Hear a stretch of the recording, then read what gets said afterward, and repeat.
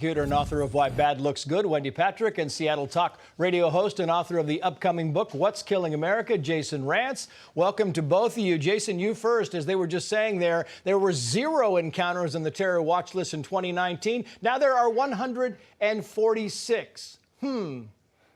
Yeah, shocking that when you tell folks about a security vulnerability that they might actually take advantage of it. This is more than, of course, just the terrorist threat. There's just the threat of criminals coming into this country. And all of that taken together on what is effectively the potential of a crime that is entirely avoidable if we actually put some resources at the border and stop pretending that it's not porous. Yeah, I know you do threat assessment a lot, Wendy, and the whole concept here is when you're talking about 1.7 million people who we have no idea who they are. So 146 on the terror watch list, those are of the people that we've actually come encounter with, and now you got 1.7 million that we have no idea where they are, who they are, what they're doing. That's right. You know, I always say that, a terrorist watch list doesn't work unless there are enough people watching. Yeah. And what you're seeing at the southern border is these agents are outnumbered by the massive influx of people that are getting through the porous border. Walls work, open border policy doesn't.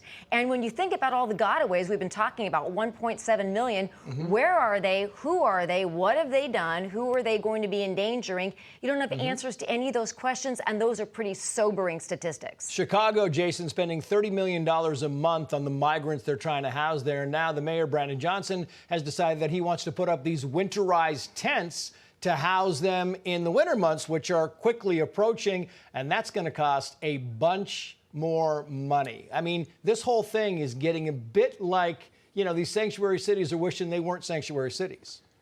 Yeah, absolutely. And of course, the subtext of all of this, you've got a bunch of folks who are living in Chicago who are suffering, who also need resources, who are simply saying, well, what about us? Why is it that we are doing this for groups of folks that we have invited into our state who have come into this country illegally? Meanwhile, we've got folks who are coming from communities that are really suffering. You've got an increase in violence. You've got homelessness problems. You've got drug crises. Like, at some point, people need to step back and say, what about the people you're supposed to represent, not about the people that you're using as human props to prove that you've got some street cred as a progressive. Legal remedy here, Wendy?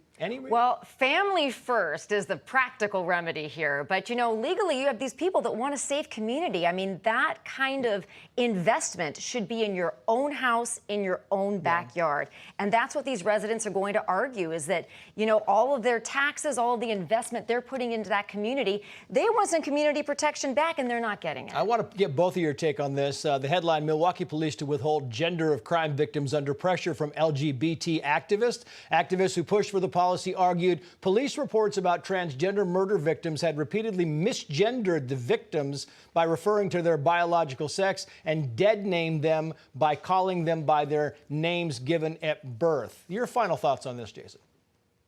Well, it's disgusting because I think a lot of these folks are just using these victims to virtue signal their wokeness on gender identity. At the end of the day, it's an important detail, particularly when there are threats targeting specifically certain communities. And we're supposed to be aware of that for our own general safety. Jason, thank you. Wendy, what do you think? Well, first of all, we should be really looking at crime prevention, not pronouns. And I think everybody would agree with that, is if we don't know who the victims are, we can't allocate resources effectively. Yeah, it really is. Wendy Patrick, Jason Rantz, thank you both.